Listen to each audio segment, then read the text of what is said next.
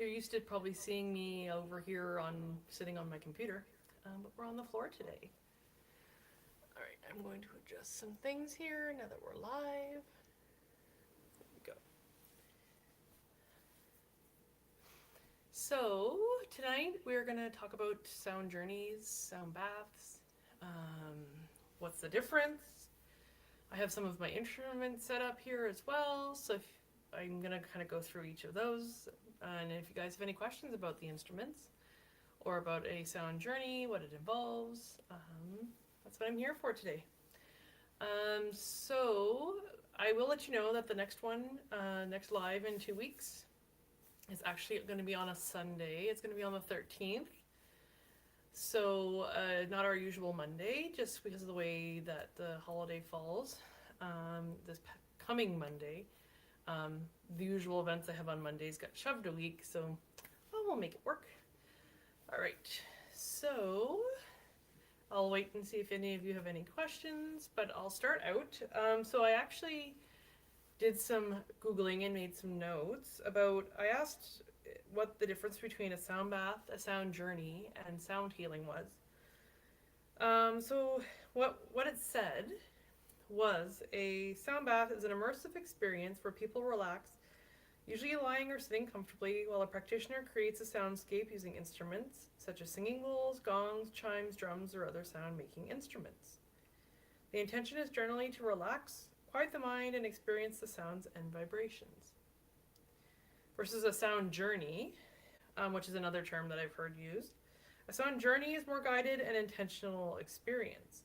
The sounds are often arranged in a way that makes participants through different stages or sensations all along, almost like a musical journey, hence the term journey. During one, you might be invited to get comfortable and settle into your body, focus on your breathing, relax and become receptive to the sounds, experience different sound rhythms and frequencies or vibrations, allow imagery, emotions, memories, or sensations to arise naturally, move through different phases of the experience, and gradually return to awareness and take time to integrate the experience. A sound journey doesn't necessarily involve literal movement or guided visualization, though it could. The journey itself refers to the inner experience created through the progression of sound. And then lastly, sound healing is a broader term used for sound intentionally used to support relaxation, well-being, meditation, or a sense of balance. It can include sound baths and sound journeys, as well as more individualized work with instruments such as tuning forks, singing bowls, voices, or gongs. So it said in summary, a sound bath is being immersed in sound. A sound journey is being taken through an evolving sound experience. And then sound healing is the broader practice of intentionally using sound to support well-being. So I was just curious because I've kind of heard journeys and sound baths kind of those terms used interchangeably. So I was really curious as to is there a big difference? And I think it really just depends on the goal that the practitioner has, and maybe the environment that it's being done in. My hope today too is that the sound is going to come through okay on my computer. I also have my iPad down here, so that's why you're getting two views. So hello. I just thought in that way I can try and make eye contact with you guys. But my iPad's down here, my laptop's up here, so I can see your questions, if you do have any. So we'll start, I guess, going through. So I did just finish my sound healer certification, actually in the middle of the month, so mid-August. It was a summer-long course, so 4 months, and at the end of it, I can now do sound journeys. And that's actually going to be starting if you're here local to Ottawa. Sound journeys are going to be starting in the third week, so third week of October, the Sunday. I think it's the 18th or something like that. We're going to be doing them in person here in Ottawa. So if you're interested, leave a comment, and I can give you the link when it goes live to sign up for that. And it's going to be every 2 months. But if there's the demand for it, it may become a monthly thing. So I would love to see you out. But otherwise, I'm going to start going through some of the instruments. So the big ones that you typically will see in a sound bath And the thing is like I have a ton of instruments here. To do a sound bath, you really actually only need a few. So actually, one of the practices we had in our class was that we only were allowed to choose 4 instruments, and we had to do a full sound bath with just the 4 instruments.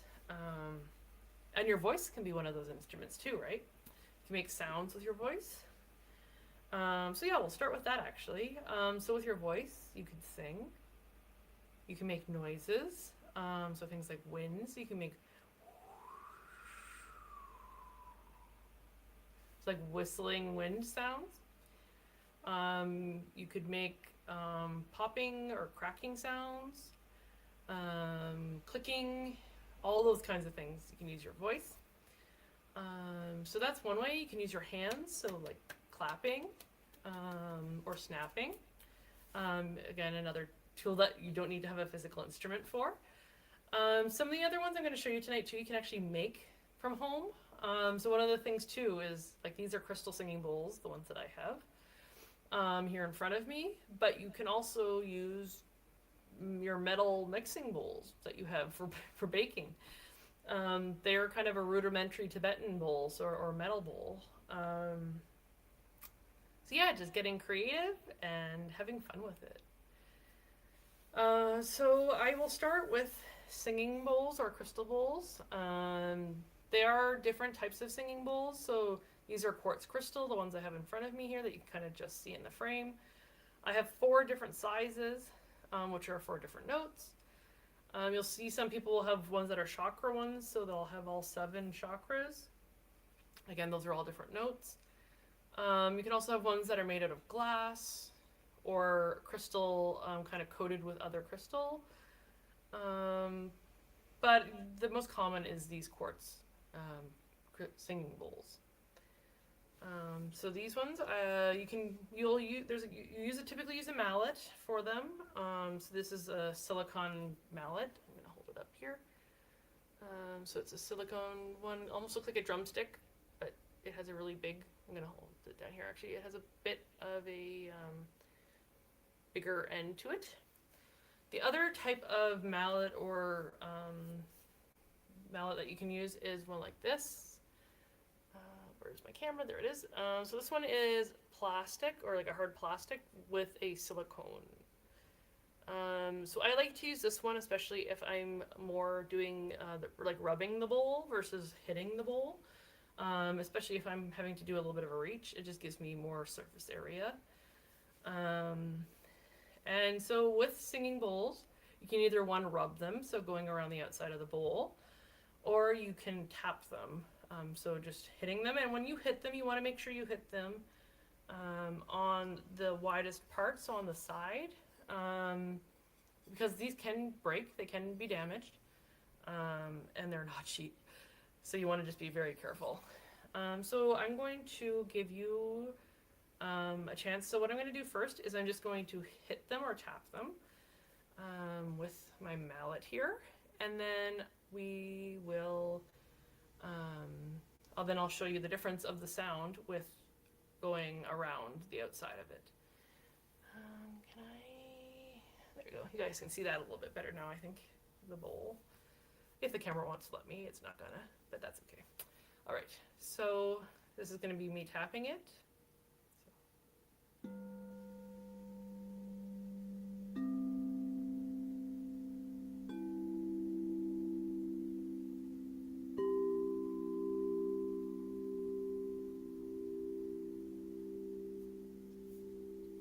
So that's one way you can play the bowls. You can then make songs with them, for example. So you can do.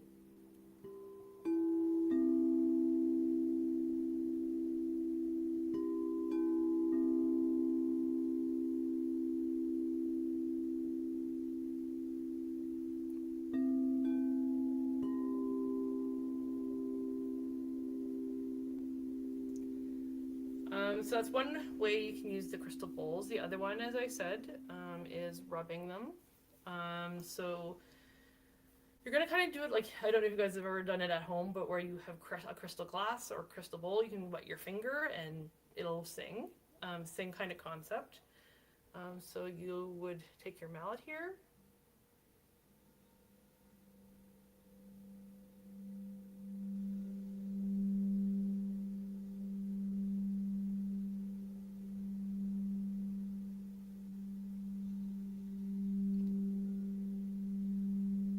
has a longer drone kind of note.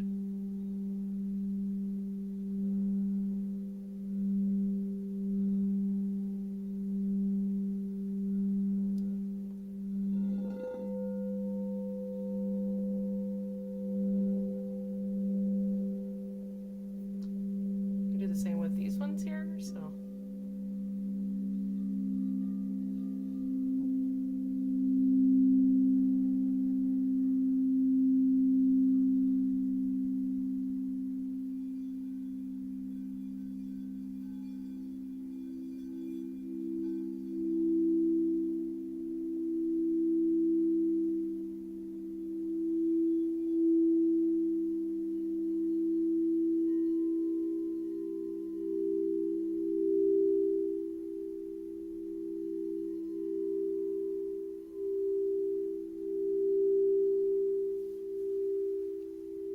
And then the other thing you can do is also layer those two things together. So you can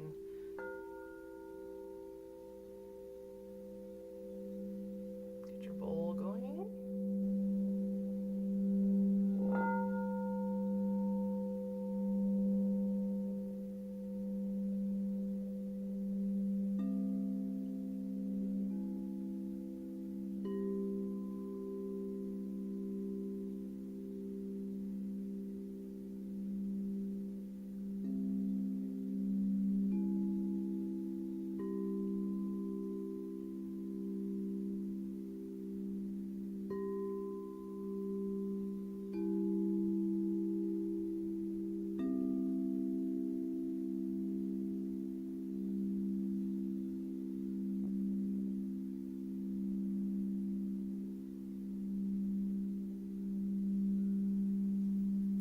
So those are crystal bowls.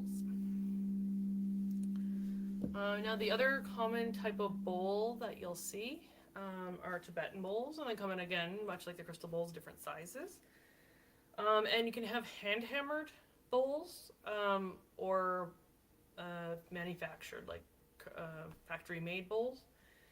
And the hand-hammered ones, you'll hear they'll be multi-tonal versus typically, and I don't actually have it down here, I have one upstairs that is, I guess you would consider factory-made. And so it has a single tone. And it doesn't hold the vibration for as long, typically. So I have two different sizes of those. So I have this one here, which was my first ever bowl. So this is a smaller Tibetan bowl. And then I have this one as well. It has a nice little tree image on the inside of it. You'll see a lot of the time these are decorated. And these are really nice as well. They have a bit of a different sound to them. So actually I'll play you. So this is the crystal bowl.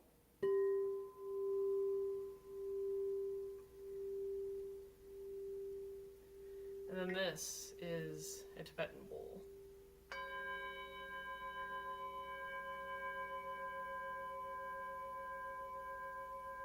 You can hear the difference, right?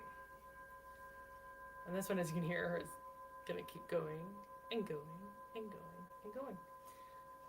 But what's really cool about these two bowls, when I play them together, is that they almost have what they call a binaural beat. So there's a bit of a wom wom wom wom wom wom kind of sound that it gets made when you have tones that are very close to each other. And so if I play these two together,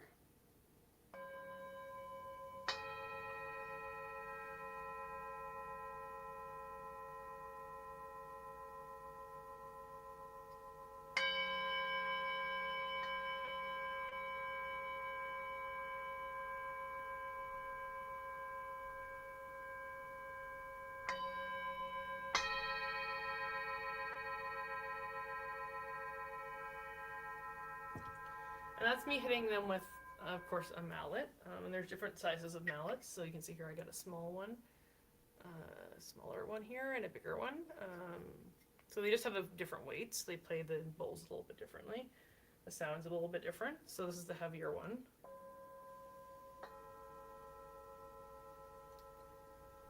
But the other way I've actually been having fun with these is because they're metal. I can kind of hit them against each other, almost like cymbals, I guess.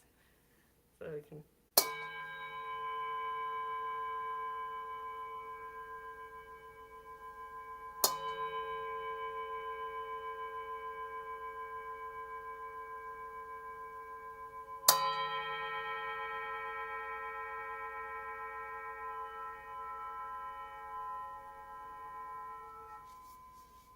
So those are the Tibetan bowls.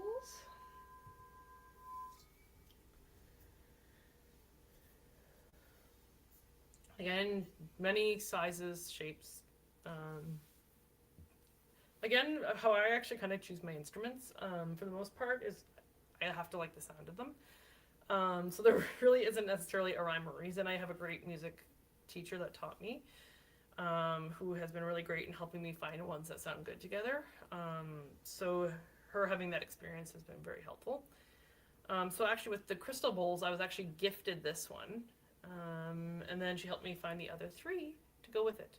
So typically the way that it works is that you want to look at the scale, and you want to choose every other note. So you have your C scale, and you want to choose something that's one every other note. Those will always sound good together. So just a little fact for you guys that are into music theory. I guess the next instrument we'll look at is maybe my gong here. So this is an 18-inch what they call a wind gong. Actually, here I can probably take it off just so you guys can see it up close. So it's this guy here, and I have the stand for it.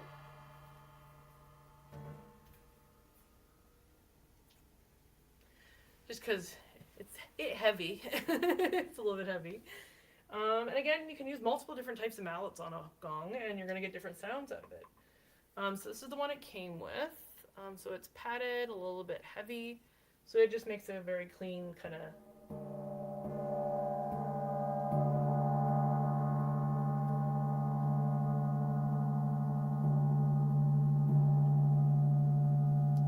very clean sound with that.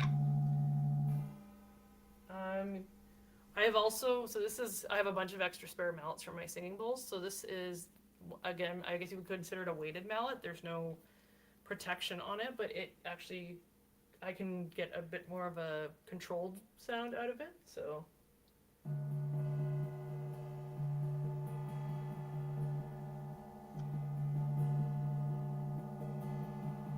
you have that, right? Compared to, see how it's not as sharp? It's a little bit more muffled with the weighted one versus the silicone one. And then the other fun thing you can do with gongs, which is a lot of fun, and I don't know if you'll be able to hear it, I'm hoping you'll be able to hear it, is you can use what they call a flume or a flumey. So this one is a rubber one, so it's a texturized rubber ball on the end. And it will actually kind of make either, I guess, outer space noises or whale noises when rubbed up against the gong. So.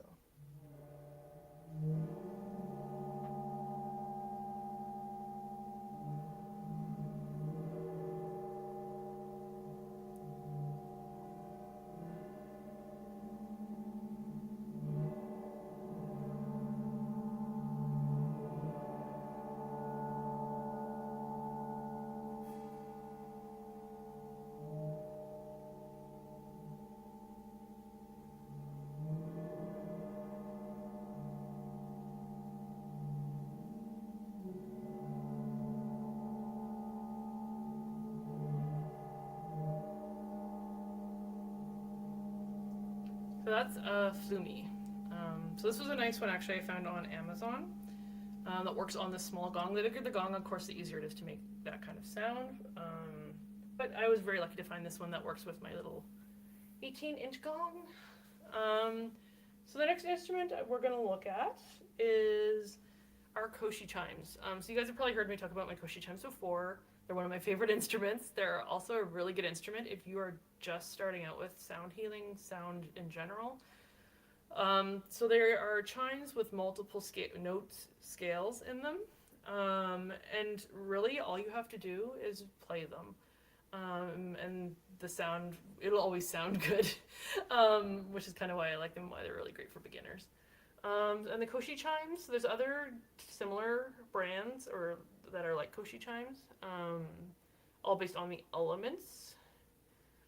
So we have four. This one is earth.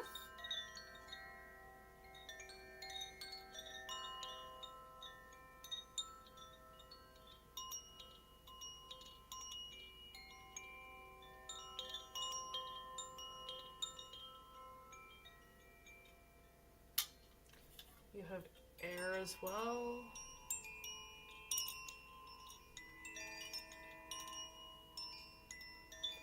So you can see here it's kind of like a wind chime. And I can actually show you, probably. So you can just see down inside of there, so there's a little glass striker, and then you have all the little rods in there. That was what makes the music.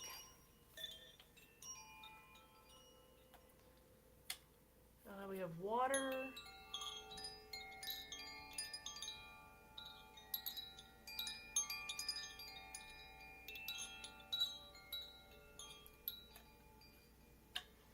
And then you also have fire.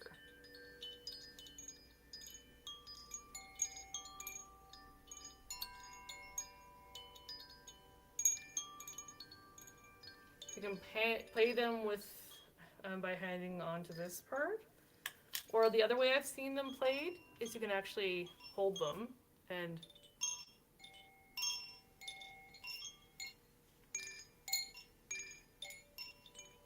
so you have a much more controlled way of playing them. So there is a couple different ways you can kind of play with those. And you can play them together too. You can layer them. So one of my favorites is using like wind and fire.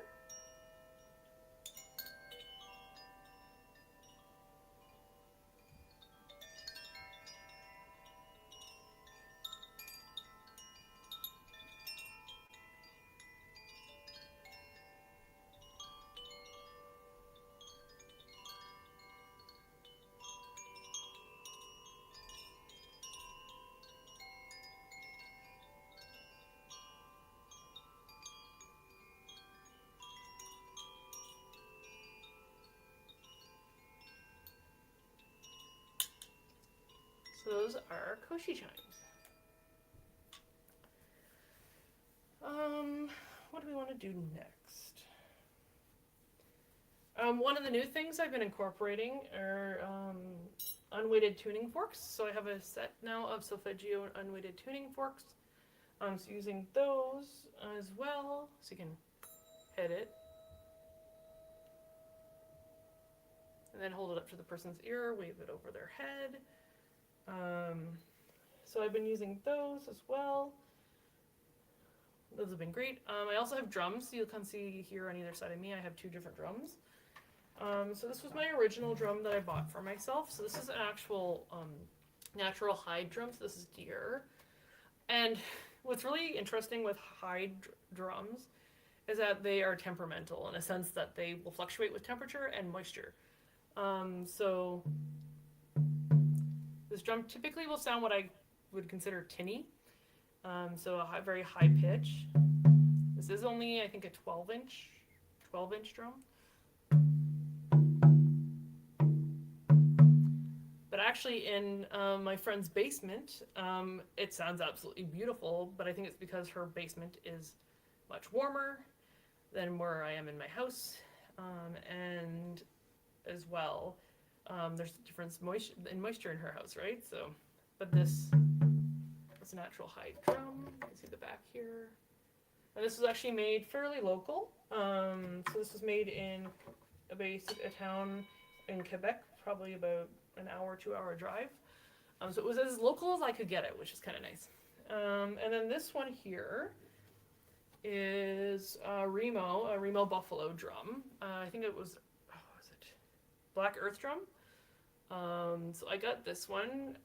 My my music teacher had one of these. and I absolutely fell in love with how deep and beautiful it sounds. This one's synthetic, so this one the sound really is not going to change all that much with temperature and such. Over time, it will get a bit lower as it relaxes. But yeah, let me play this one for you.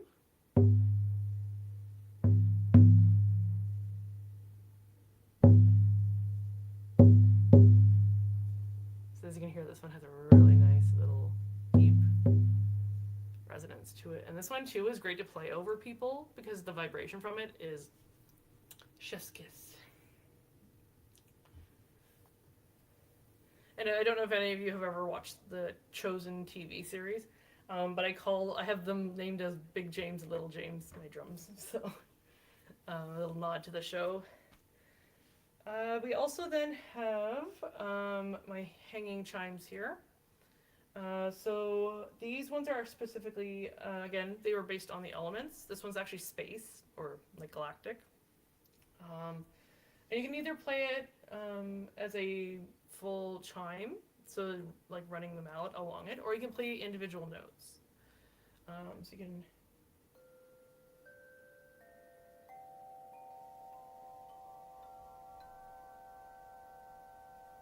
And then...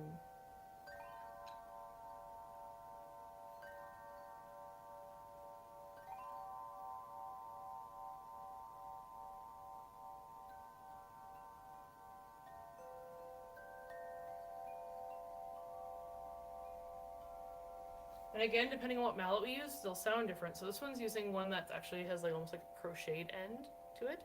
But I also have one that's just silicone and it's much sharper. So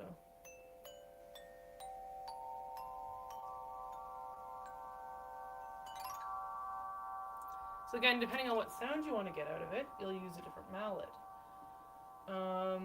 I also have a little tongue drum here, so just got this off of Amazon for I think like 20 bucks. So it doesn't sound the greatest comparatively to some of these bigger tongue drums, but for what it is, it's fun. You can also use natural things for your sound bath. So again, don't have to spend tons of money. So these are just dried leaves from a flower arrangement. So you can make rustling leaf sounds. And then this is dried grass from a flower arrangement from my mom. So again, you can make noises with it, and you can layer them together. And then the other thing too, you can layer it together with your voice. So you can do rustling leaves and then wind.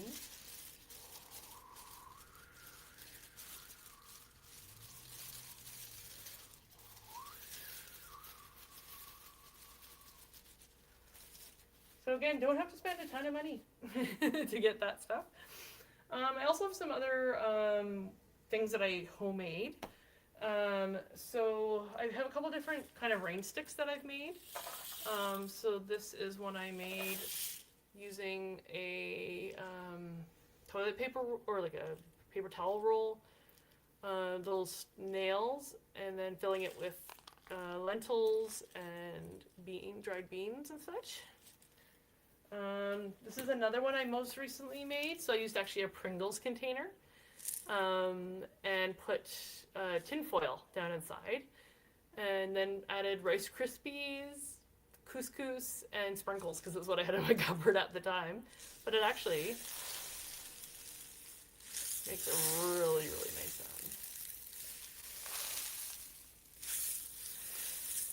And I made a single-sized one and then a double-sized one. So this is 2 Pringles cans together. And actually, when I do my creativity series, I'm running a year-long creativity series over at Twillo, and it'll be virtual. So if you're interested in that, keep your eyes and ears peeled. But this is actually one of the activities we're going to do through the year. Is we're going to teach you how to make your own one of these. And then I do have a purchased rain stick as well. It has a bit of a different sound.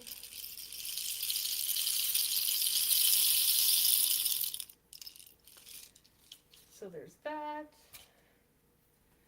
I also have a set of jingle bells here.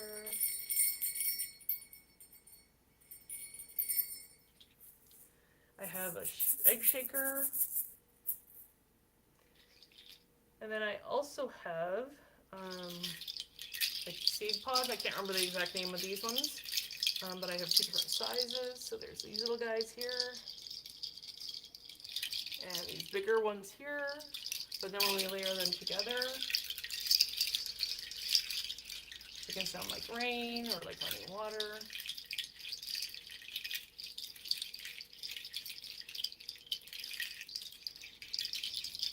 Because you have to remember too, like you're watching me do this, but typically when we're doing a sound journey, you will have your eyes closed.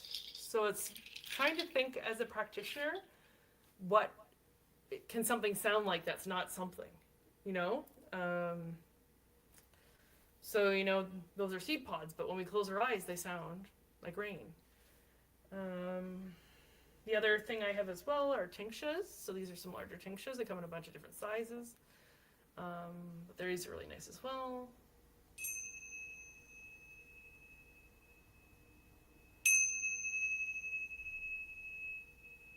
Nice for clearing spaces and ending a sound journey. And then the other thing I have as well, so this is a tiny little one I got, again, off Amazon for I think about $15. But this is what they call an ocean drum. So this is a little 10-inch one. They come much bigger. I'm actually at Christmas hoping to Santa will bring me a larger one, and one that sounds a little bit nicer than this one, but this one's a good starter one. And so an ocean drum is basically a double-sided drum. So this is plastic, and then it has ball bearings in it. It can have other things in it too, but these are metal ball bearings, and then it can sound like the ocean, hence why they call it an ocean drum.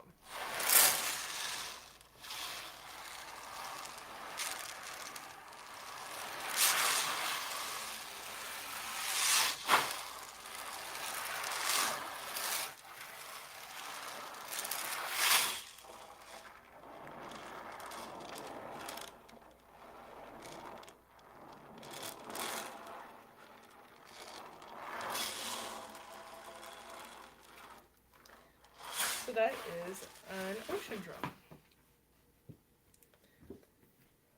So that's a kind of another fun one, especially when you're trying to create like a sound journey or a soundscape and want people to maybe be by the ocean. You can be playing that along with one of your chimes and then making wind noises, and then it's a windy day by the beach. And the last instrument I have here is my flute. So this is a wooden flute. They call them tribal flutes sometimes.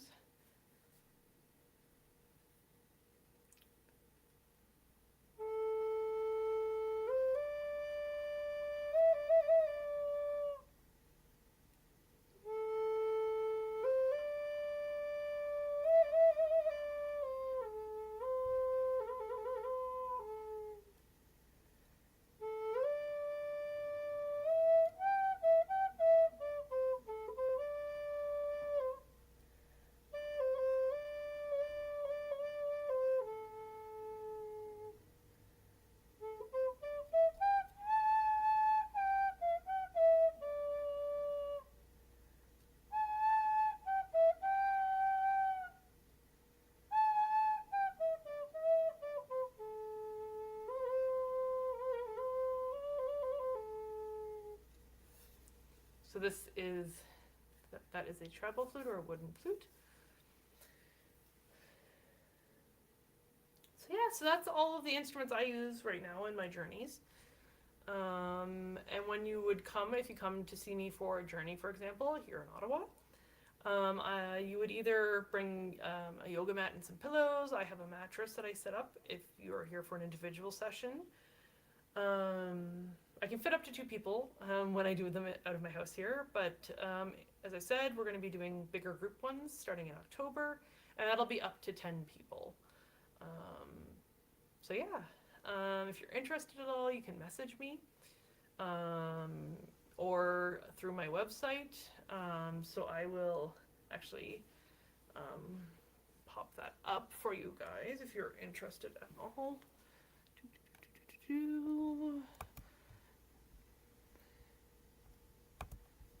So you can check out my website for upcoming classes, upcoming events.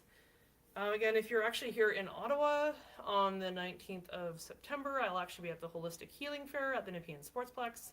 Admission is free or by donation. First 30 people get a goodie bag, including I have some goodies in there for you.